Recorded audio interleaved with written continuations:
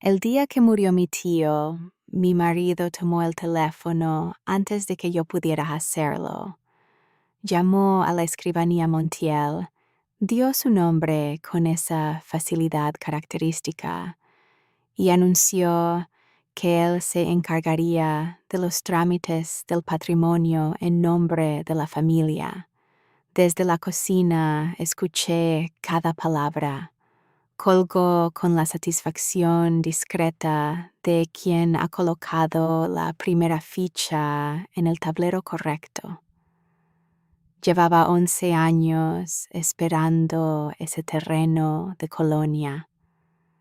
124 metros de frente al arroyo. 1,240 metros cuadrados de tierra plana a 12 minutos del centro de Carmelo.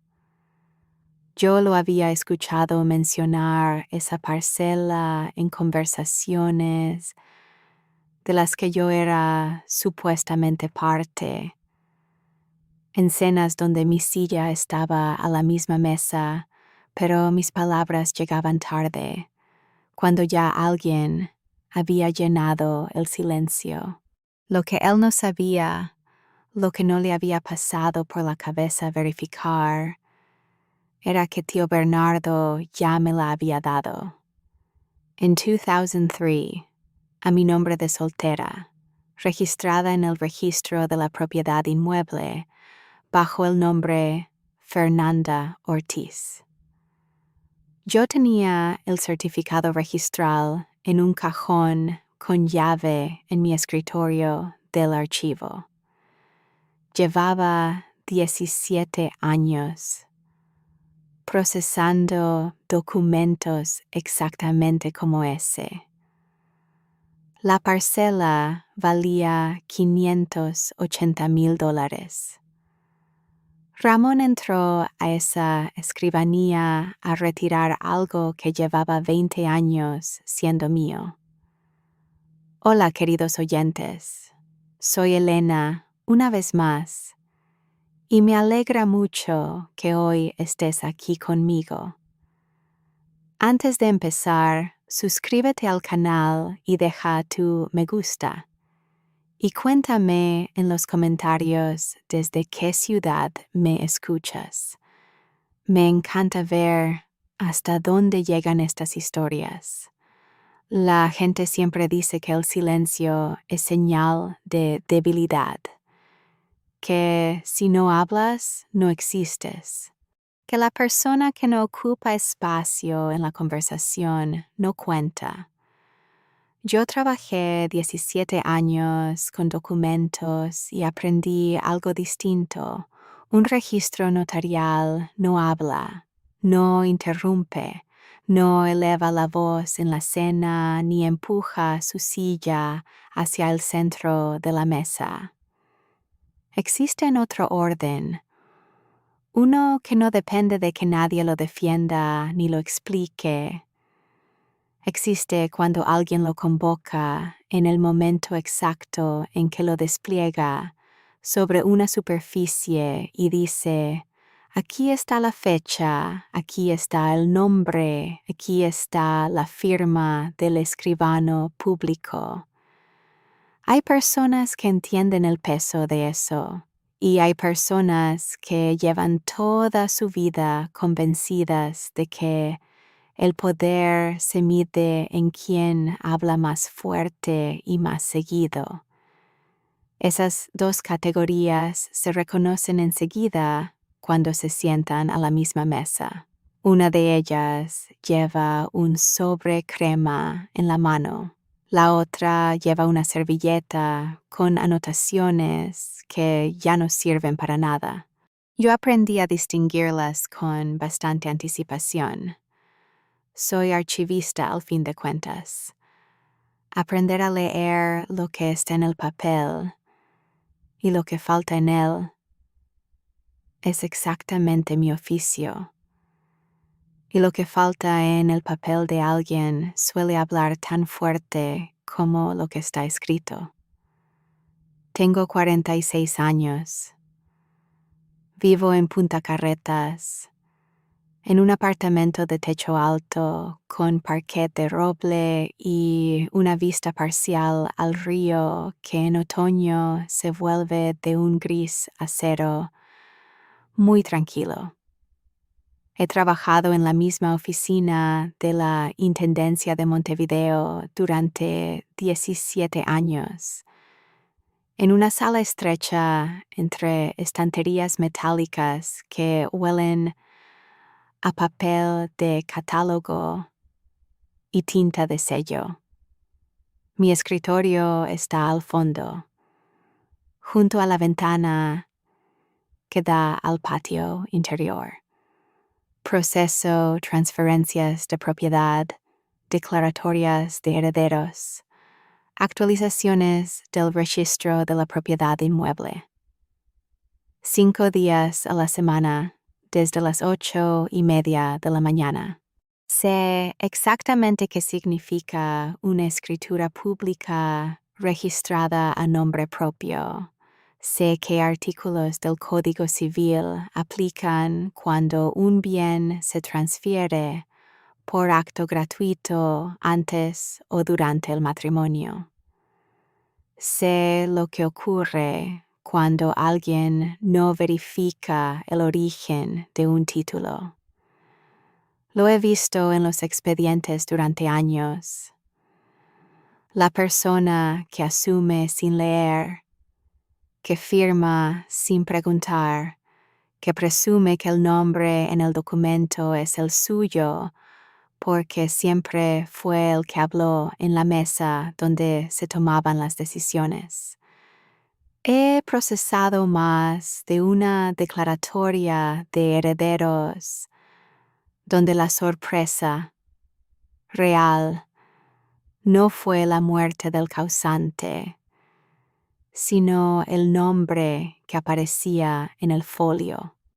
Ramón Aguirre tiene 52 años.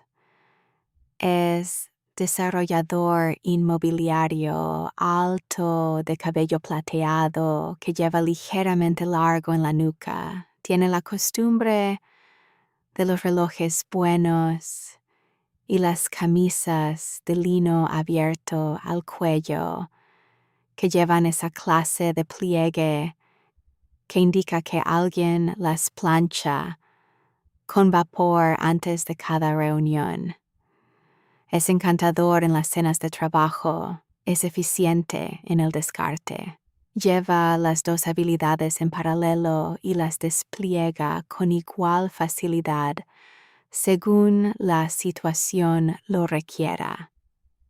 Yo lo vi hacer ambas cosas durante 19 años.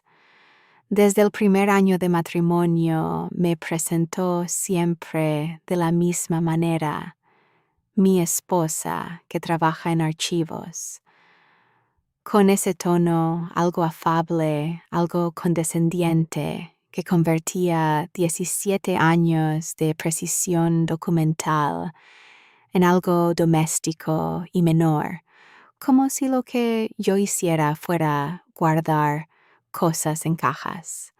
Sonreía cuando lo decía. Yo también sonreía. Era un acuerdo tácito del que solo uno de los dos entendía los términos reales. En las reuniones con sus socios, Ramón respondía las preguntas que me hacían a mí, no con malicia visible, sino con la naturalidad de quien está acostumbrado a que eso funcione sin consecuencias. Fernanda está de acuerdo, decía, o Fernanda prefiere no meterse en estos temas. Yo miraba mi café y esperaba que la conversación avanzara. No porque no tuviera nada que decir, sino porque había aprendido que algunas cosas se dicen mejor en el momento correcto, con el documento correcto, frente a la persona correcta. Conocí a Ramón en 2004, un año después de que tío Bernardo registrara el terreno a mi nombre. Nos casamos en 2006, cuando yo tenía 28 años y él 34. Era atractivo y seguro de sí mismo y sabía mucho sobre propiedades en ciudades que yo nunca había visitado. La primera vez que fuimos juntos a Colonia, condujo hasta las afueras del pueblo y señaló hacia el arroyo desde la ruta. Aquí van a construir un complejo residencial en 10 años, dijo. El que compre ahora, gana. Yo asentí y miré el agua. Pensé en el certificado que tenía en el cajón del archivo y no dije nada. No era el momento. No había ningún motivo para que fuera el momento. ¿Cuántas veces hiciste eso? ¿Callaste algo no porque no supieras, sino porque la conversación no lo requería todavía? Hubo una cena 2 años después de casarnos, donde Ramón mencionó el terreno de Colonia delante de sus socios por primera vez. Estábamos en casa de uno de sus contactos de inversión en Carrasco, una terraza grande con vista al mar. Ramón estaba en el lado opuesto de la mesa y yo alcancé a escuchar solo fragmentos de la conversación, pero reconocí las palabras: Colonia, arroyo, ribera, metros de frente. Su voz tenía ese tono de quien está compartiendo información exclusiva con las personas correctas. Uno de los socios preguntó si el terreno estaba disponible. Ramón dijo que en algún momento lo estaría. No dijo de quién era. Supuso, como siempre, que la respuesta era obvia. No le dije nada cuando volvimos a casa esa noche. No había nada que decir. El terreno seguía siendo mío, el folio seguía intacto y la ley seguía siendo lo que era. Ramón podía mencionar el terreno en todas las cenas que quisiera. Los documentos no cambiaban por eso. Teníamos 2 hijas, Lucía y Paula. Lucía tiene 24 años y trabaja en una empresa de diseño gráfico en el centro. Paula tiene 22 y estudia Derecho en la Universidad de la República. Las crié casi sola mientras Ramón viajaba a Buenos Aires, a Punta del Este, a Carmelo, a Colonia, a donde estuviera el próximo proyecto. Fui yo quien las llevó al médico, a la escuela, a los cumpleaños, a los exámenes finales de bachillerato. Firmé las autorizaciones de viaje, pagué las matrículas con dinero de mi sueldo, organicé los veranos y los inviernos y los fines de semana largos cuando Ramón estaba en alguna reunión de inversores y llegaba tarde, después de la cena, con el teléfono todavía caliente de llamadas. Al mismo tiempo, 5 días a la semana, procesé los documentos de otras personas, sus propiedades, sus herencias, sus conflictos, sus errores. He visto familias perder bienes porque no verificaron un folio. He visto fortunas dividirse de maneras que nadie anticipó, porque alguien asumió que el nombre en el documento era el correcto, sin molestarse en leerlo. El trabajo de archivo te hace meticulosa de un modo que se vuelve segunda naturaleza. No porque te vuelvas desconfiada de las personas, sino porque entiendes que los documentos tienen una lógica propia que no se dobla ante las suposiciones de nadie, por más seguros que estén de tener razón. Nunca descuidé los míos. Hubo un momento, unos 2 años después de casarme, en que llegó a mi escritorio del archivo un expediente de transferencia de una parcela en el departamento de Colonia. Era una compraventa entre particulares. $48,000. Zona catastral del Arroyo Grande. Era un trámite rutinario, cambio de titularidad por compraventa, nada extraordinario. Pero la zona catastral era la misma que la de mi terreno.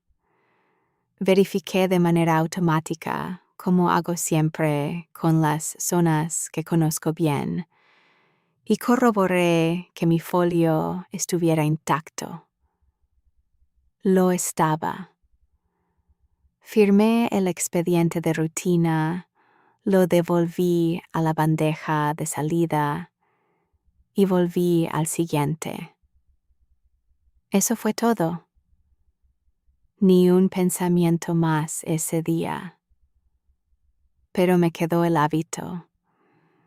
Cada vez que llegaba un trámite catastral del departamento de Colonia, verificaba, no con alarma, con la misma atención con que un médico comprueba un resultado de laboratorio que ya espera normal, porque la comprobación es parte del procedimiento, no porque anticipe una anomalía.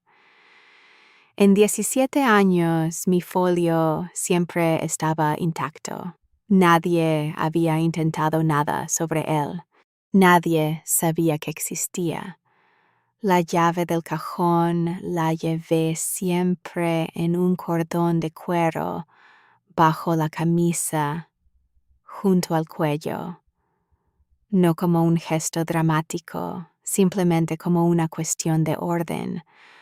Los documentos importantes tienen una ubicación fija y la llave de esa ubicación no se deja sobre una mesa. El primer indicio llegó antes de que yo lo reconociera formalmente como tal.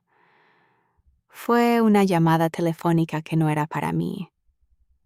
Ramón estaba en el estudio del apartamento con la puerta entreabierta y escuché su voz bajar un registro, ese registro específico que usa cuando la conversación es de negocios y no quiere que yo sepa los detalles.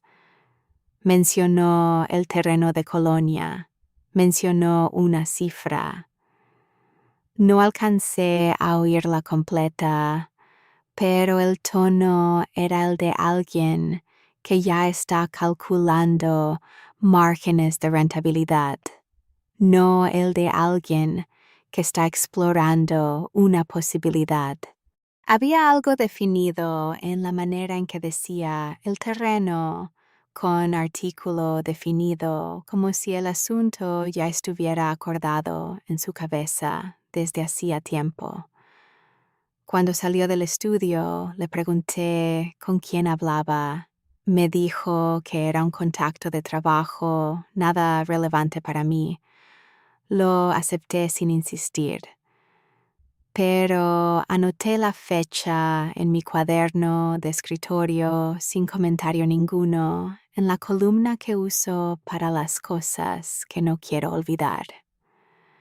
Fecha, descripción breve, sin juicio. Es el mismo método que uso en el archivo para las anotaciones que todavía no sé dónde clasificar.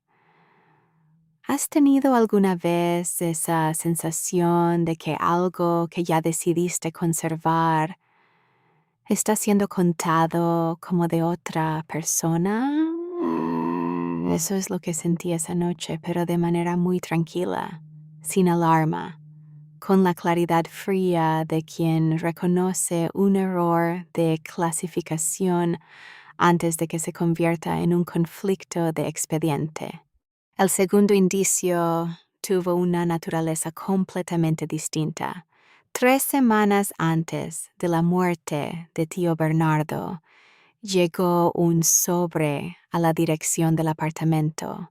Estaba dirigido a señora Fernanda Ortiz, con el membrete de la escribanía Montiel y asociados impreso en azul marino en el ángulo superior izquierdo. Cuando llegué esa tarde, el sobre estaba sobre la consola del hall, abierto, limpiamente abierto, con el borde rasgado de manera pareja, como quien lo hace sin apuro. Ramón estaba en la sala. Dijo que lo había revisado por si era urgente y me lo entregó sin mirarme. Tomé el sobre. El contenido era la notificación formal de que Bernardo Ortiz había actualizado las instrucciones de entrega del bien registrado a nombre de Fernanda Ortiz ante escribano público con fecha de ese mes. Ramón no había entendido lo que leía. El nombre en el membrete era el mío, en mi apellido de soltera. La dirección correcta era la de la intendencia, no la del apartamento. El sobre había llegado aquí por un error del servicio postal.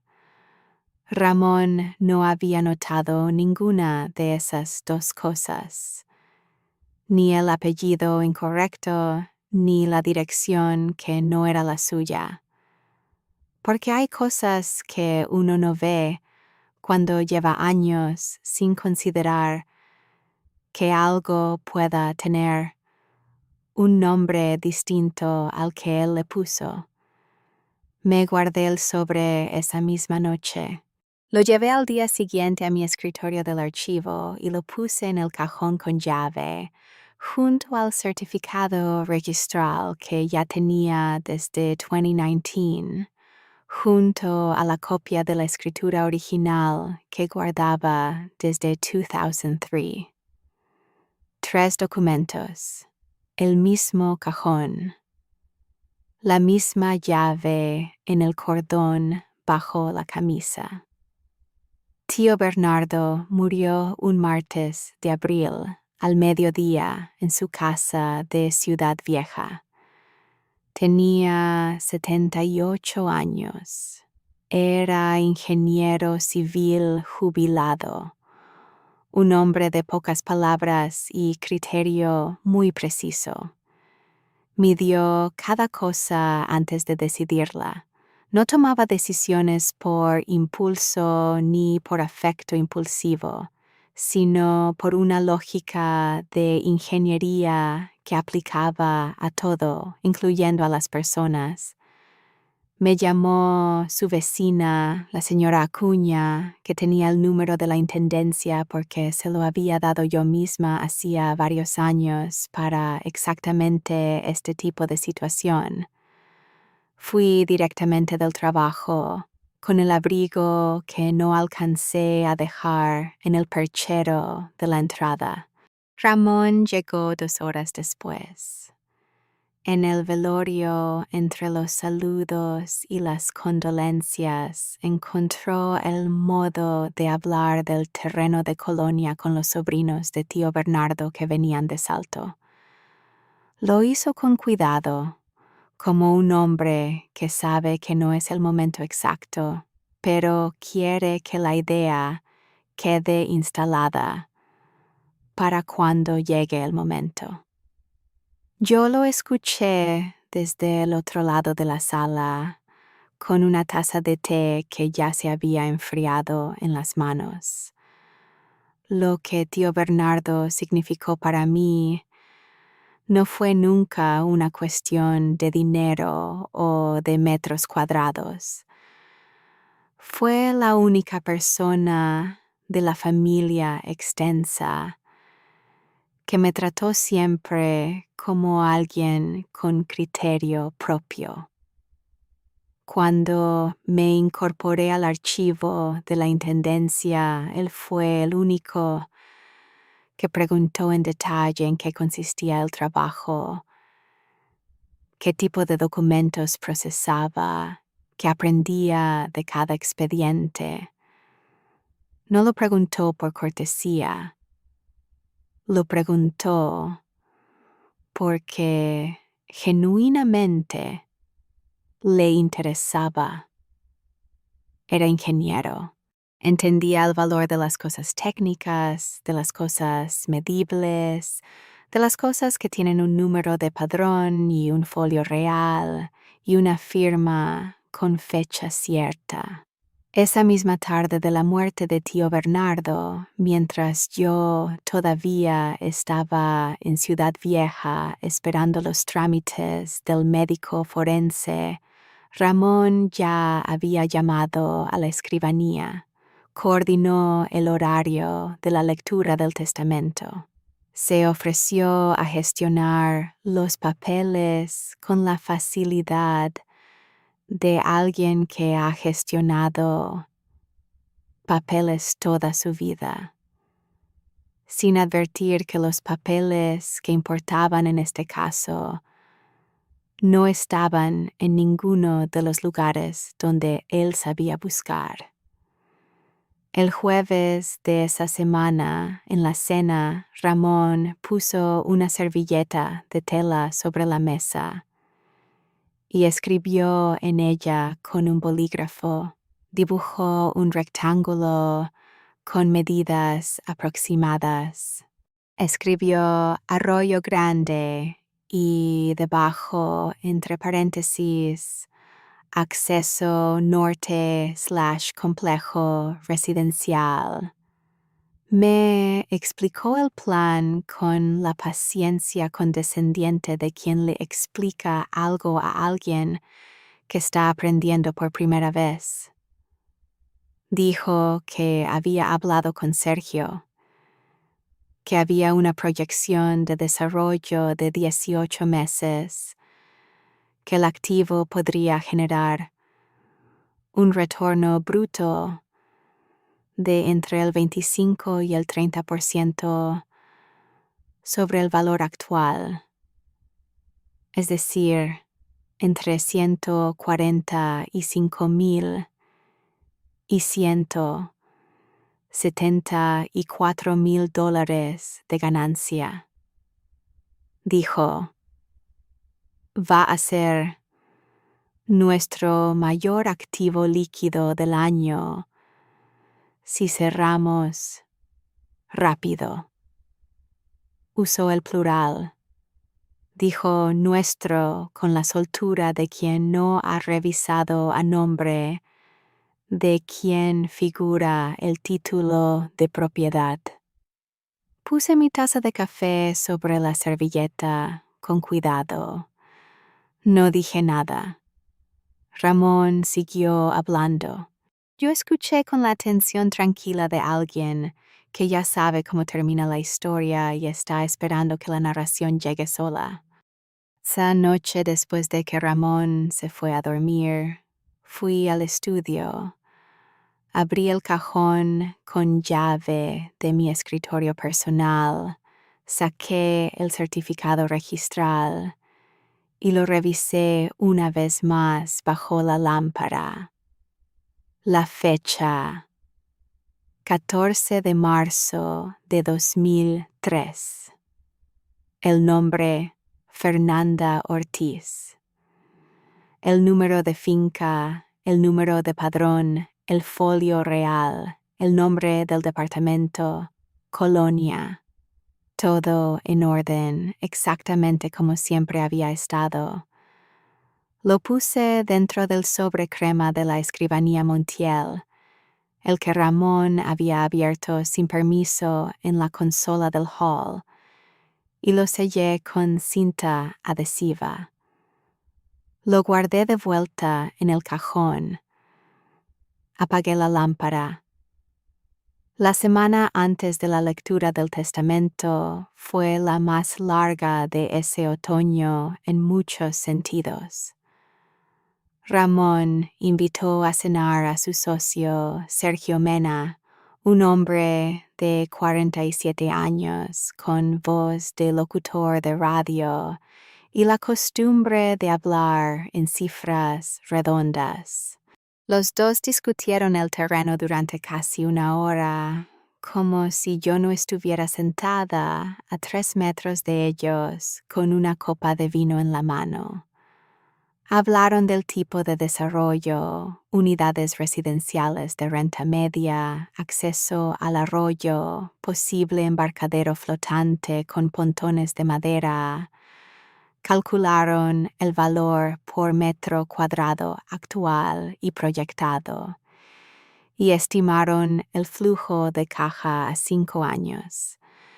En un momento dado, Sergio se volvió hacia mí con la expresión amigable de quien recuerda que hay otras personas en la sala. ¿Y Fernanda está de acuerdo con el esquema de inversión?, preguntó. Ramón respondió antes de que yo abriera la boca. Fernanda entiende cómo funcionan estas cosas. Sergio asintió. Yo tomé un poco de agua. ¿Sabes esa sensación de que alguien contesta por ti, como si tu silencio fuera una forma de consentimiento? Dura 19 años, si lo permites. Y tiene un costo muy concreto, calculable en folios reales y números de padrón. Esa noche, sola en la cocina después de que Sergio se fue, hice un inventario. No en voz alta, en la cabeza, con la precisión que uno desarrolla cuando lleva 17 años procesando activos de otras personas. El apartamento de Punta Carretas estaba a nombre de ambos, sociedad conyugal, mitad y mitad, el automóvil también. Las 2 cuentas bancarias compartidas tenían saldos que yo conocía con exactitud porque era yo quien pagaba las facturas mensuales desde hacía años. Nada de eso era extraordinario.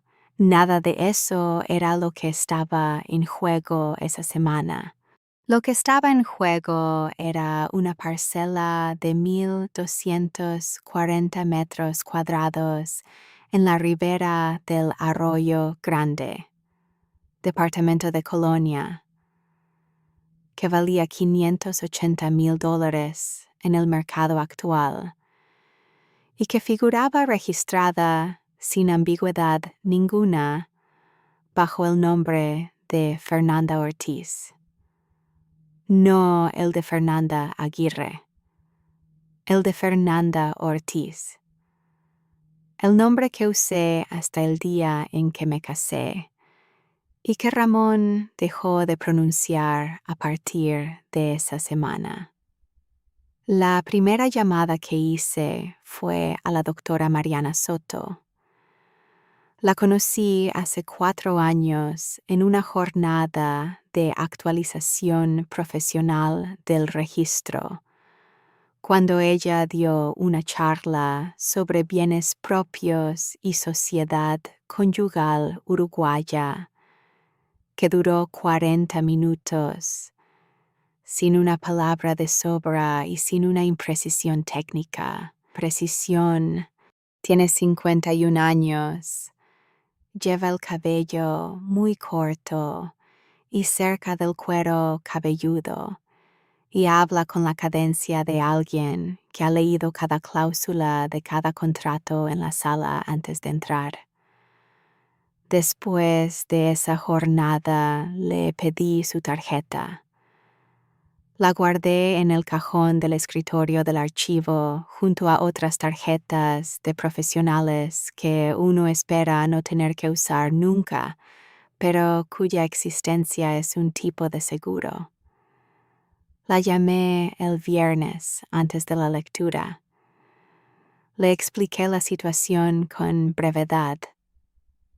Un bien registrado a mi nombre de soltera en 2003, antes del matrimonio, que mi marido creía parte del patrimonio conyugal y que había estado planeando incorporar a un proyecto de desarrollo sin haberlo verificado jamás. Le pregunté si el Código Civil ampararía la exclusión del bien de la sociedad conyugal, dado que la transferencia era anterior al matrimonio y estaba a nombre individual. Hubo una pausa breve del otro lado, no de duda, de alguien que está pensando con precisión. ¿Tiene usted el certificado registral original? Sí. ¿Y la constancia de renovación del asiento? También, firmada por mí en 2019. ¿A nombre de soltera en ambos documentos? Fernanda Ortiz, en los dos. Otra pausa. El artículo 1954 del Código Civil es claro en este punto, dijo la doctora Soto. Bien propio recibido por acto gratuito a nombre individual no ingresa a la sociedad conyugal. No importa la duración del matrimonio ni el uso indirecto del bien. Usted tiene todos los elementos que la ley requiere. Una pausa más corta esta vez. ¿Cuándo es la lectura? El martes a las 4 de la tarde. Bien, dijo. Estaré allí a las 3:40. La doctora Soto también me hizo una pregunta adicional antes de colgar, con el mismo tono de quien verifica un dato técnico. ¿Sabe usted si su marido ha intentado en algún momento registrar actos sobre ese bien? ¿Hipotecas, cesiones, cualquier trámite? Le dije que no. Que según mis consultas al registro no existía ningún acto de ese tipo. Correcto, dijo. Eso confirma que nunca lo verificó formalmente. Si lo hubiera hecho, habría encontrado el folio registrado a su nombre. Hizo una pausa. Estaré allí el martes. Pasé el fin de semana previo a la lectura en una calma que me sorprendió a mí misma.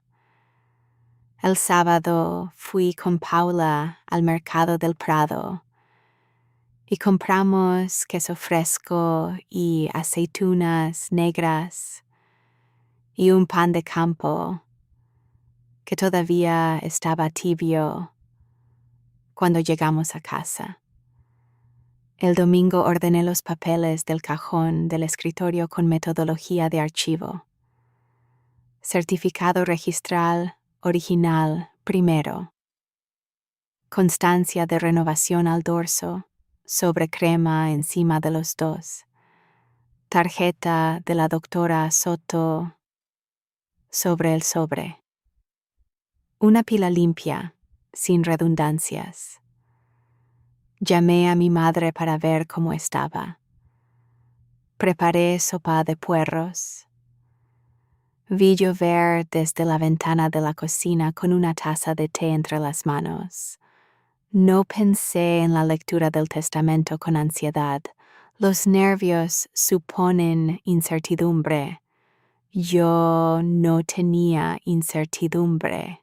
Tenía el número de folio, el número de padrón, la fecha del 14 de marzo de 2003 y la firma de tío Bernardo ante escribano público. La ley en este caso particular era tan transparente como el vidrio esmerilado de la ventana de esa oficina de calle Ellauri.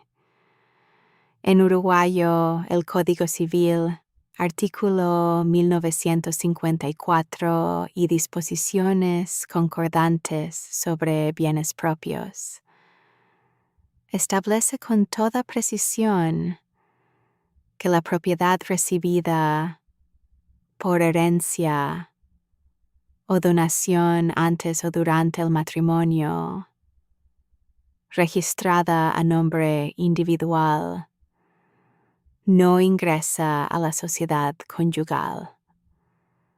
Es un bien propio del receptor.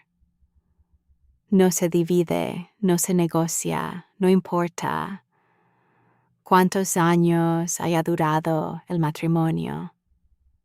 No importa cuántos planes haya trazado el otro cónyuge sobre ese bien en servilletas de tela durante las cenas.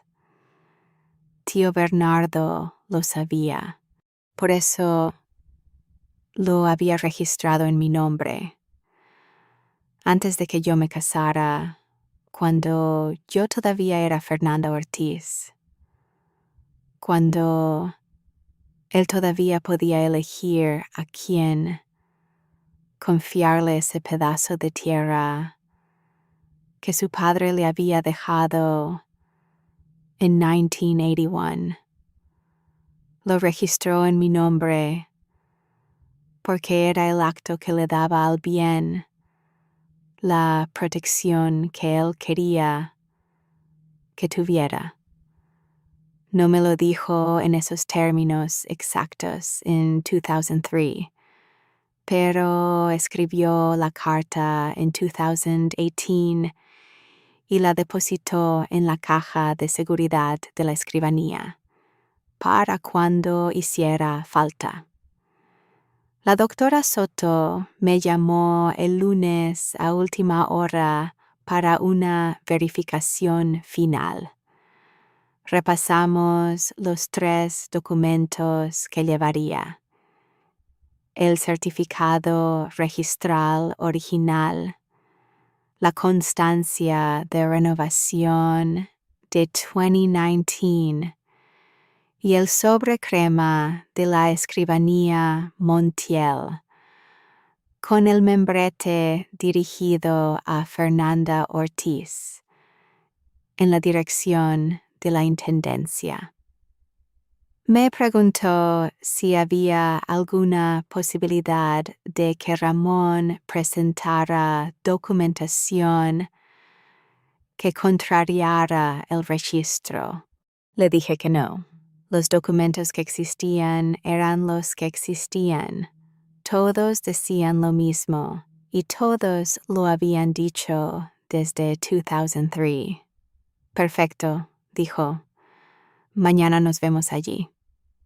Esa noche, la doctora Soto me envió por correo electrónico un resumen de 2 páginas de la estrategia que presentaría en caso de que la parte contraria intentara cuestionar el bien en la misma sesión de lectura. Era un documento técnico, sin adornos, organizado en 3 columnas. Argumento posible de la parte contraria, base legal de ese argumento, respuesta jurídica con cita de artículo. La tercera columna era la más larga. No porque los argumentos de la parte contraria fueran complejos, sino porque la doctora Soto era meticulosa de esa manera particular que tienen las personas que han ganado casos que parecían perdidos, no por improvisación, sino por haber leído cada cláusula antes de que alguien la necesitara. Imprimí el documento en el trabajo al día siguiente, temprano, antes de que llegaran mis colegas. Lo leí en la cocina del archivo, con el primer café de la mañana. No encontré ninguna columna que me preocupara. Guardé la impresión en el sobre crema, detrás del certificado registral, y volví a mi escritorio. La escribanía Montiel y Asociados queda en el segundo piso de un edificio estrecho sobre calle Elauri, encima de una panadería que trabaja desde las 5 de la mañana.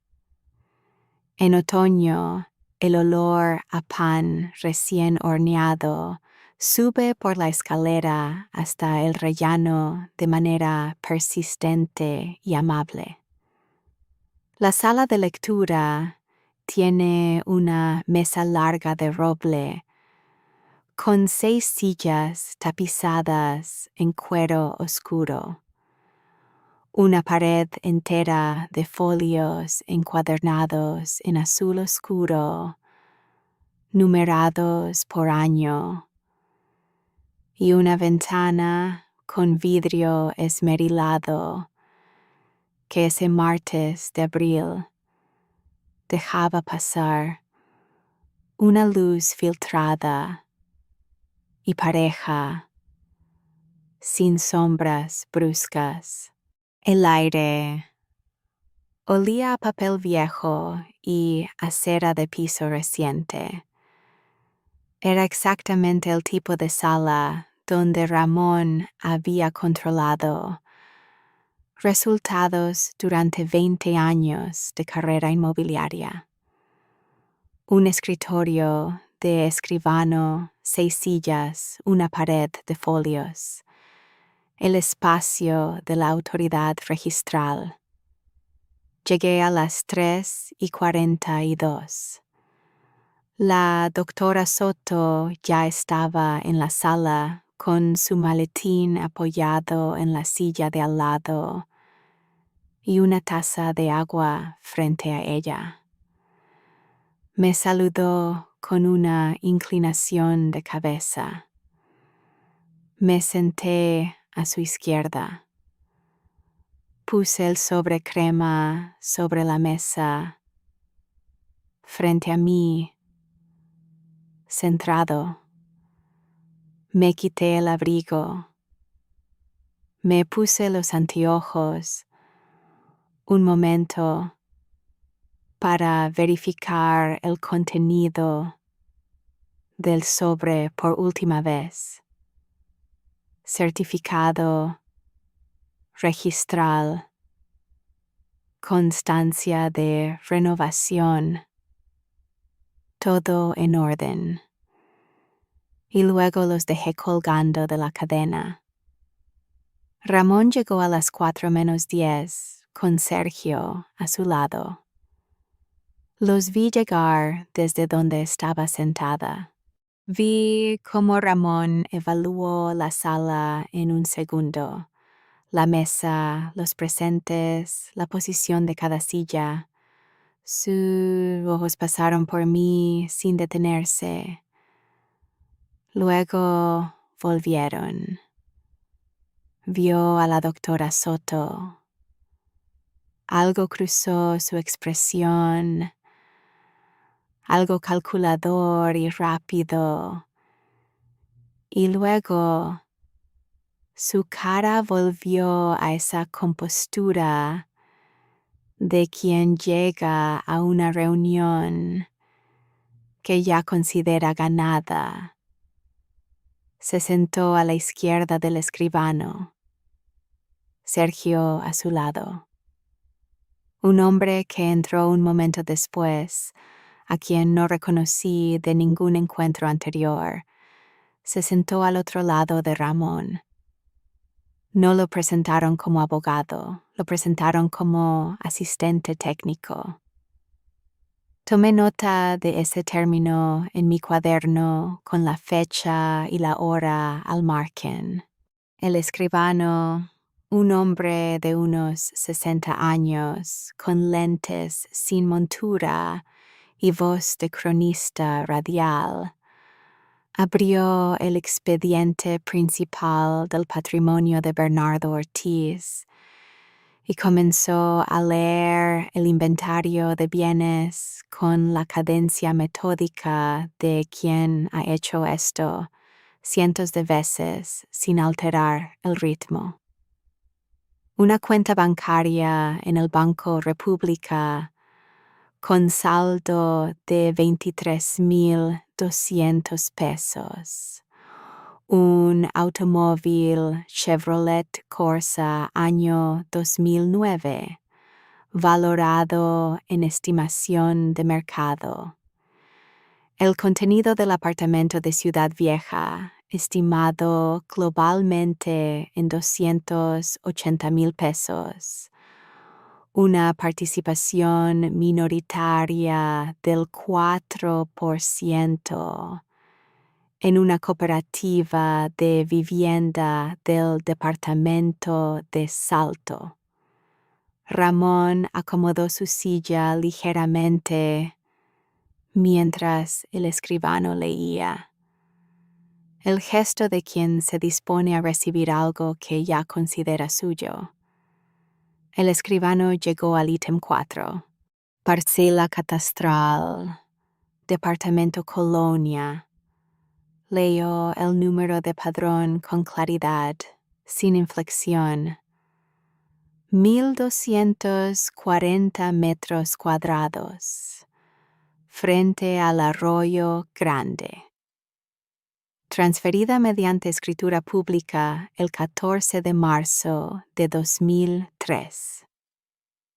Una pausa técnica mientras verificaba el siguiente dato en el expediente. A nombre de Fernanda Ortiz. Registrada en el registro de la propiedad inmueble con folio real número. Leyó el número de folio completo. Luego levantó la vista hacia donde yo estaba sentada. La señora Aguirre puede presentar el certificado registral si lo tiene a mano. Me puse los anteojos. Abrí el sobrecrema, saqué el certificado registral y lo coloqué frente al escribano con la cara hacia arriba. Luego puse el sobre mismo, cara visible hacia arriba, con el membrete impreso en azul marino, perfectamente legible desde el otro lado de la mesa. Señora Fernanda Ortiz, Intendencia de Montevideo, Servicio de Archivo. La dirección de mi trabajo, mi apellido de soltera, el sello de la escribanía Montiel en el ángulo inferior izquierdo. Me quité los anteojos y los dejé colgando de la cadena. El hombre que había entrado como asistente técnico extendió la mano hacia el certificado antes de que el escribano lo tomara. Lo examinó durante un momento prolongado, con la concentración de quien está buscando algo que no va a encontrar. Lo pasó al lado de Ramón. Ramón lo sostuvo en la mano unos segundos. Lo leyó. Lo pasó de vuelta al escribano sin decir una palabra. Ramón no habló. Su mano quedó quieta sobre la mesa, plana, con los dedos ligeramente separados, como olvidada allí. No se movió durante 40 segundos. No me miró. Miró la pared. A la altura donde el papel pintado antiguo tenía una pequeña mancha de humedad decolorada, casi invisible, que nadie habría notado, sin razón, para mirar fijo en ese punto. Sergio miró a Ramón, luego miró al escribano, luego miró su propio reloj y dejó la mano sobre la mesa sin moverse. La doctora Soto tomó su taza de agua y bebió un sorbo sin apuro. El escribano siguió leyendo el resto del inventario. 3 días después de la lectura, el abogado de Ramón, el mismo que había asistido bajo la figura de asistente técnico, presentó una impugnación formal ante el registro de la propiedad inmueble.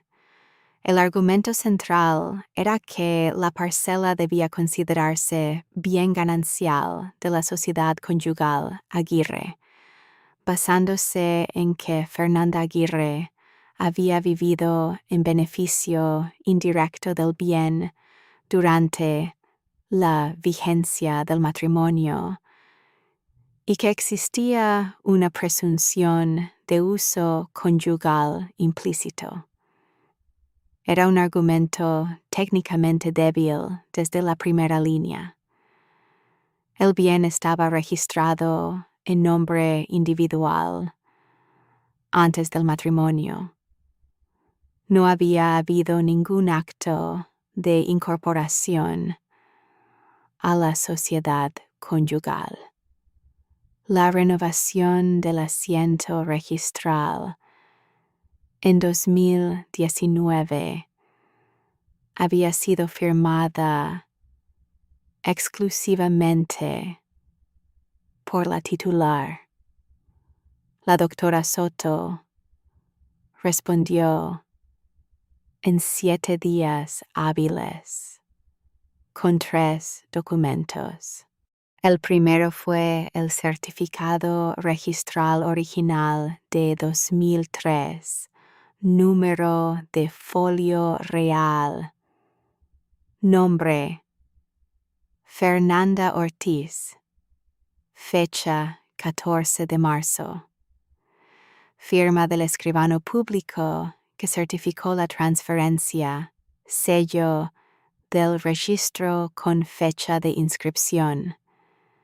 El segundo fue la constancia de renovación del asiento en el registro, fechada en julio de 2019, firmada exclusivamente por Fernanda Ortiz en la dirección de la Intendencia, sin la firma de Ramón Aguirre, sin su presencia documentada, sin ninguna notificación a él como cónyuge, porque el bien propio no requiere notificación al otro cónyuge para ningún trámite de mantenimiento registral.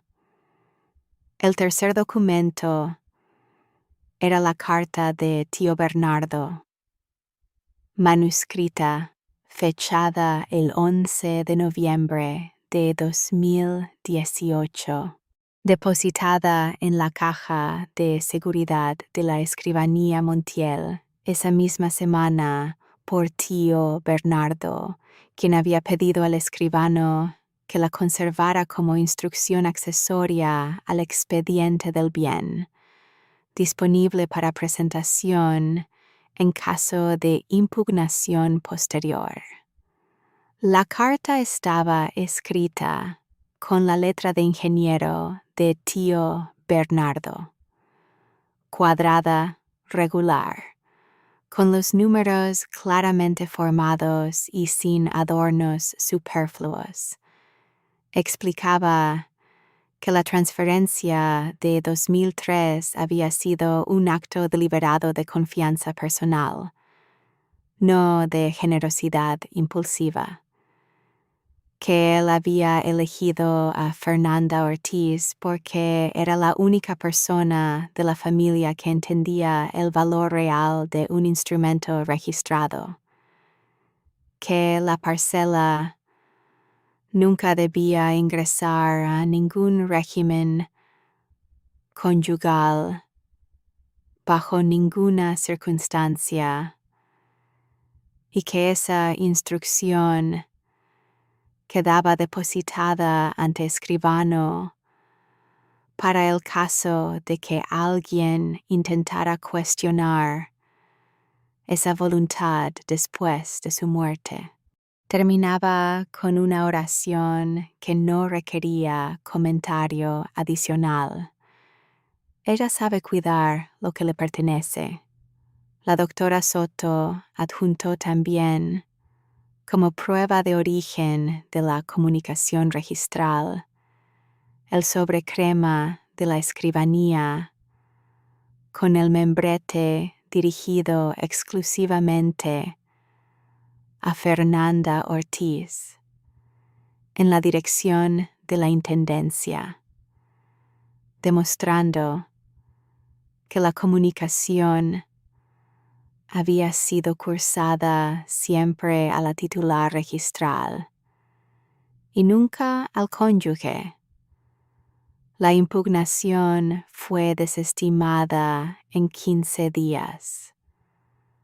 La resolución del registro confirmó la condición de bien propio de la parcela y su exclusión completa de la sociedad conyugal Aguirre.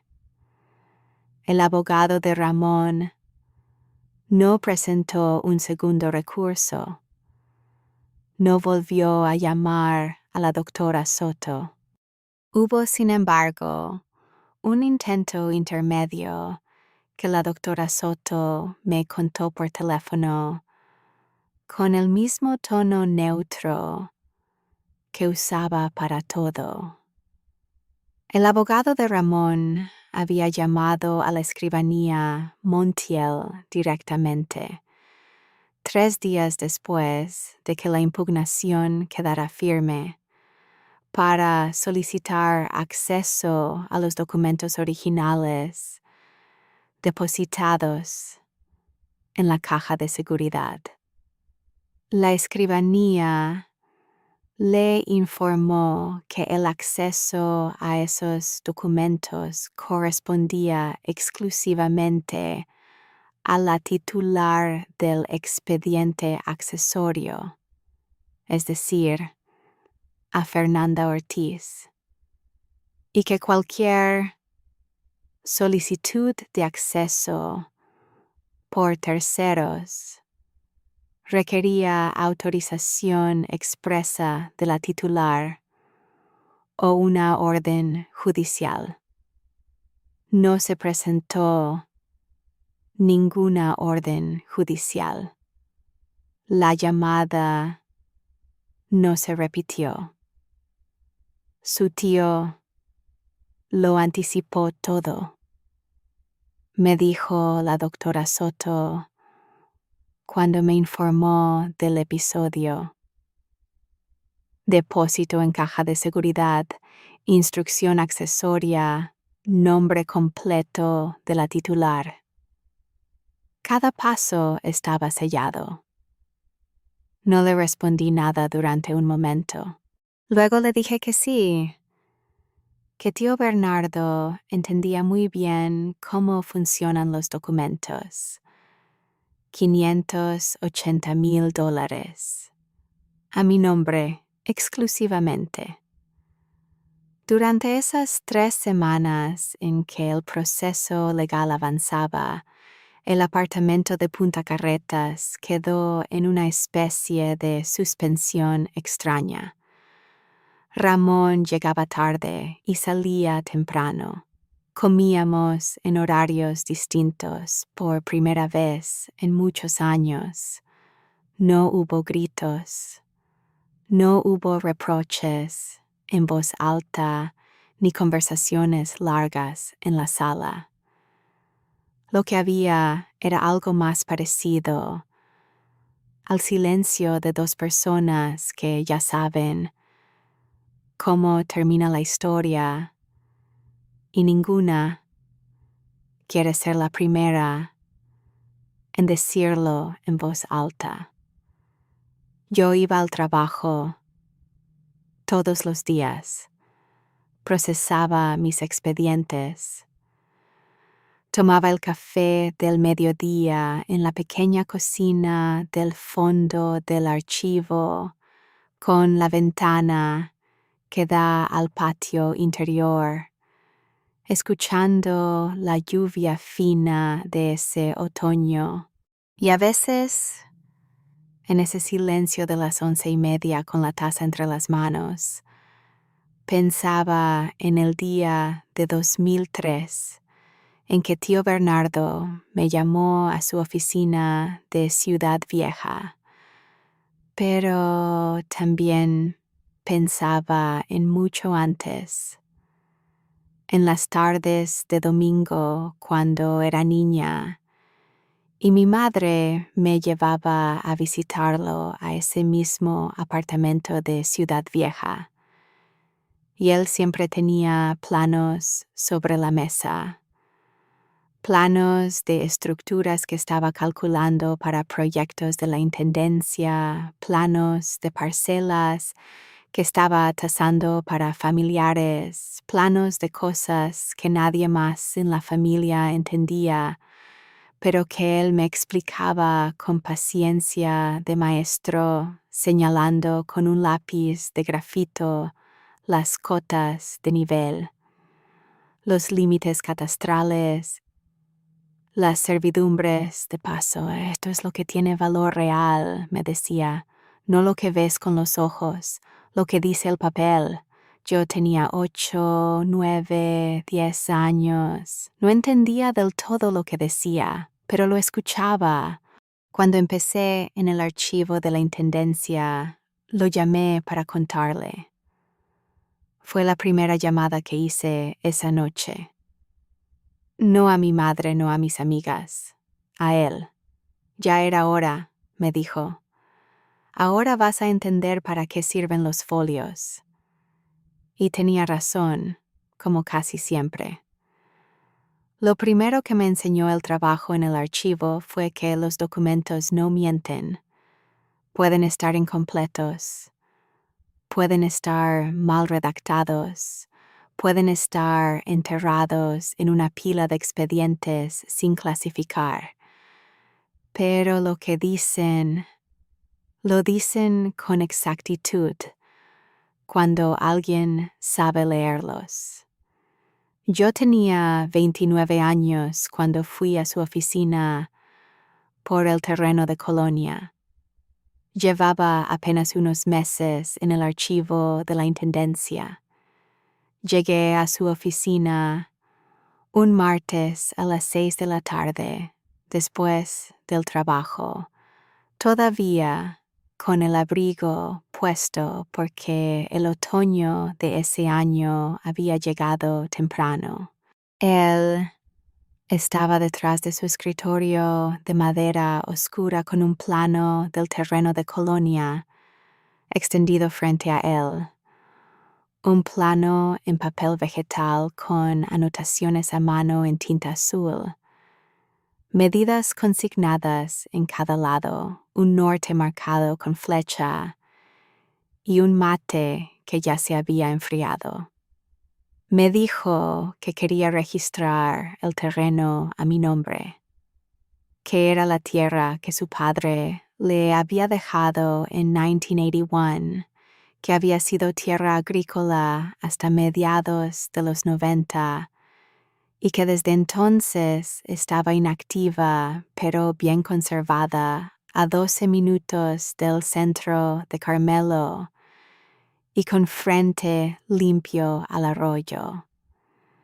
Me explicó el valor catastral, el padrón, el folio.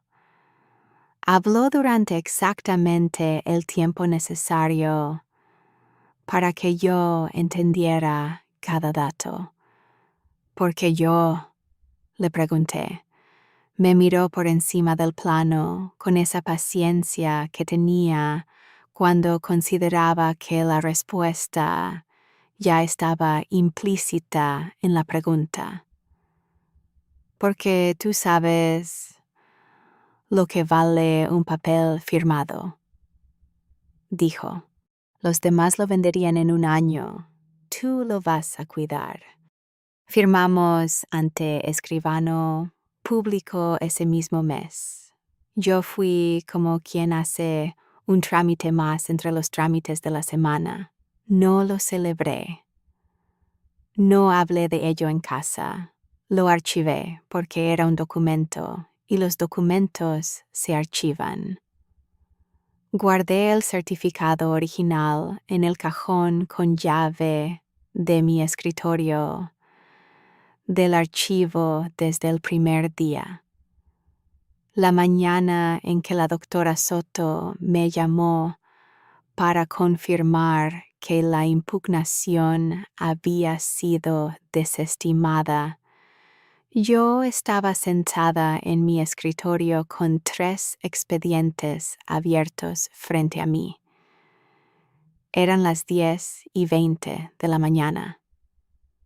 Afuera llovía de ese modo fino y persistente que tiene el otoño de Montevideo, sin viento, solo agua quieta sobre el patio interior. Resultado favorable, dijo, sin preámbulo, sin énfasis particular. Era la misma voz que usaba para todo, la misma cadencia de quien transmite un dato verificado. Le pedí que me lo enviara por escrito al correo del trabajo. Me dijo que ya lo tenía redactado. Le agradecí. Colgué. Terminé de revisar el expediente que tenía abierto frente a mí. Luego tomé el resto del café, que todavía estaba tibio, y lo bebí mirando la lluvia desde la ventana. Esa tarde fui a la escribanía a retirar los documentos originales, el sobrecrema, el certificado registral, la carta de tío Bernardo. Los firmé en el libro de retiro del archivo, los puse en mi cartera y bajé la escalera.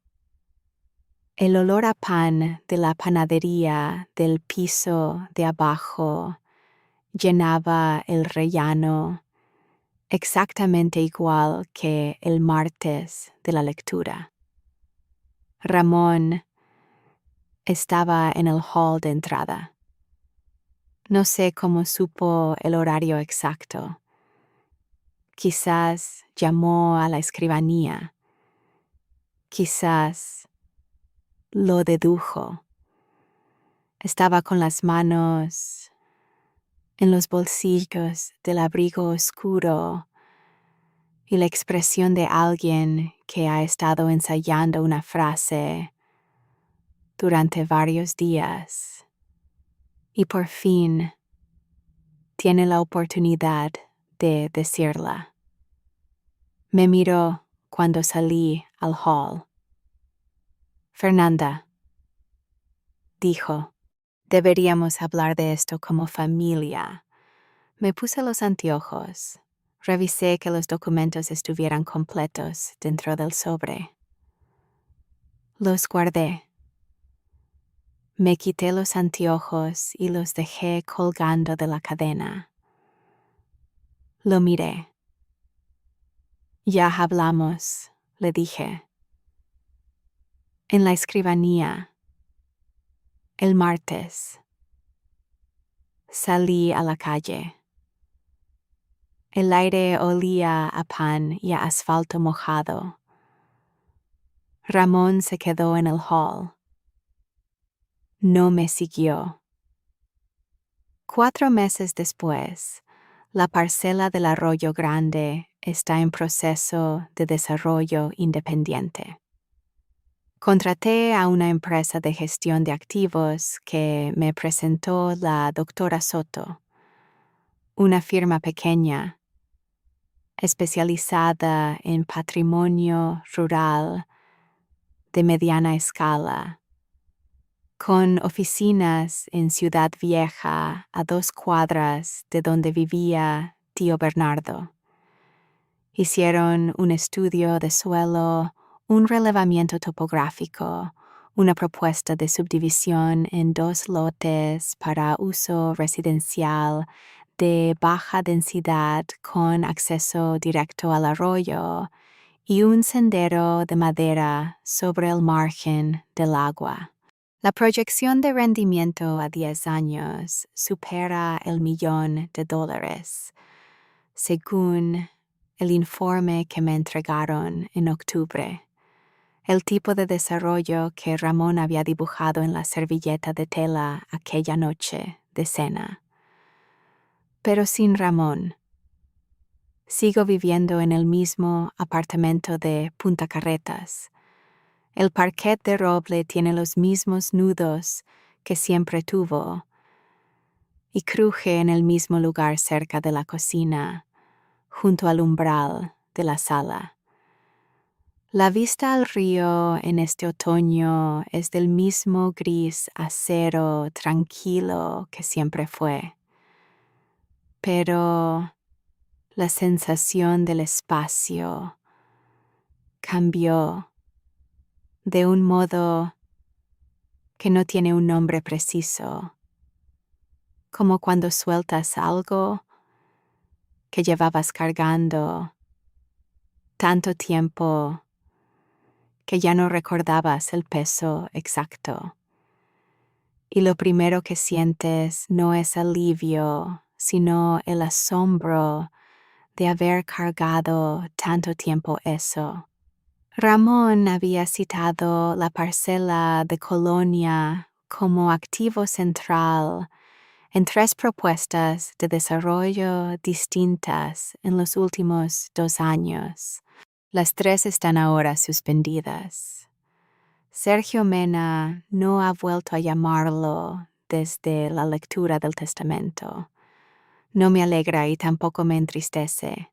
Son simplemente las consecuencias naturales de los planes que no se construyen sobre documentos verificados.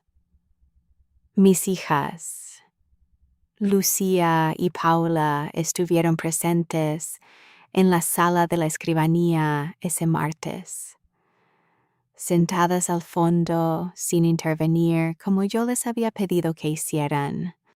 Lucía me llamó al día siguiente de la lectura, a las 9 de la mañana, mientras yo estaba en el trabajo.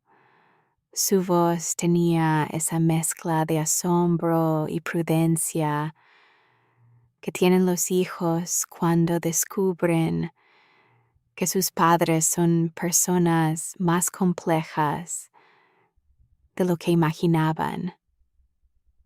Mamá, dijo, ¿cuánto tiempo lo sabías? Le dije que desde 2003 hubo un silencio.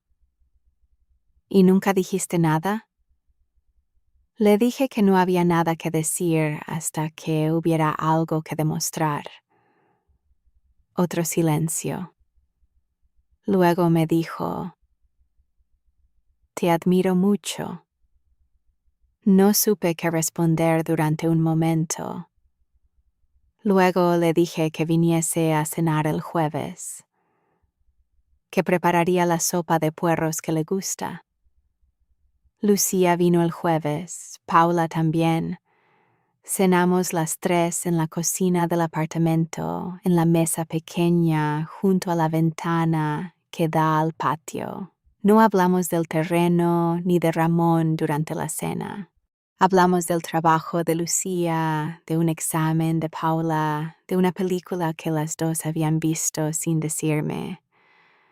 El apartamento tenía otra acústica esa noche, o quizás era yo quien lo escuchaba de otra manera. Paula, que estudia Derecho, me preguntó esa misma noche en la cocina del apartamento mientras calentaba agua para el té si me arrepentía de haberme callado tantos años. Le dije que no me callé. Guardé el documento donde correspondía, le dije, y esperé el momento en que la ley iba a hablar más claro que cualquier conversación en una mesa. Le regalé una copia certificada del certificado registral, enmarcada en madera clara, no el original. Ese sigue en el cajón de mi escritorio del archivo, con la llave en el cordón bajo la camisa. Una copia certificada con el número de folio, la fecha y el nombre Fernanda Ortiz. Para que sepas, le dije, que lo que lleva tu nombre puesto siempre vuelve a ti. El sobre crema está ahora en el cajón superior de mi escritorio en la Intendencia, encima del certificado de renovación. Ya no tiene utilidad legal. La causa está cerrada. Los documentos están archivados, donde corresponden, y no queda ningún trámite pendiente. Pero lo guardo igual, porque tiene mi nombre en el membrete, en mi apellido de soltera, en la dirección de mi trabajo. La única dirección que Ramón nunca consideró importante verificar en todos los años que llevamos casados. Eso también dice algo. A su manera, eso también es un documento. A veces pienso en la ruta que siguió ese sobre crema. Salió de la escribanía Montiel, cruzó el correo, llegó a la dirección del apartamento en lugar de ala de la intendencia y aterrizó en la consola del hall, donde Ramón lo abrió con esa mezcla de derecho tácito y curiosidad despreocupada que lo define. Lo leyó sin entender lo que decía. Lo dejó en la consola. Lo entregó sin mirarme. Y yo lo tomé. Lo cerré. Lo llevé al cajón del archivo y lo guardé junto al certificado registral que llevaba 21 años, esperando el momento de ser leído en voz alta. Un sobre puede ser muchas cosas, dependiendo de quién lo abre. Para Ramón fue un papel sin significado, algo administrativo que no requería su atención. Para mí fue la confirmación de que todo seguía en su lugar. El mismo sobre crema, la misma escritura en azul marino, la misma dirección de trabajo que él nunca consideró importante. Un papel firmado por alguien que te conoce de verdad, por alguien que te conoce de verdad. Vale más que 20 años de conversaciones con alguien que solo te mira cuando necesita algo de tu nombre. Ramón pasó 11 años planeando cómo desarrollar ese terreno. Nunca se le ocurrió preguntar de quién era. Tío Bernardo firmó ese papel en 2003 porque me conocía, porque sabía que yo entendía el valor de un instrumento registrado, porque sabía que yo no lo vendería en el primer año de entusiasmo, no lo olvidaría en la comodidad del matrimonio y no dejaría que nadie lo reclamara sin leer primero lo que decía el folio. Esas tres cosas, las tres, tenía razón. ¿Tú habrías hablado antes? ¿O habrías guardado el documento como hice yo? Cuéntame en los comentarios. Y si conoces a alguien que necesita escuchar esta historia, compártela. Estas cosas pasan más de lo que creemos. Gracias por escucharme hoy.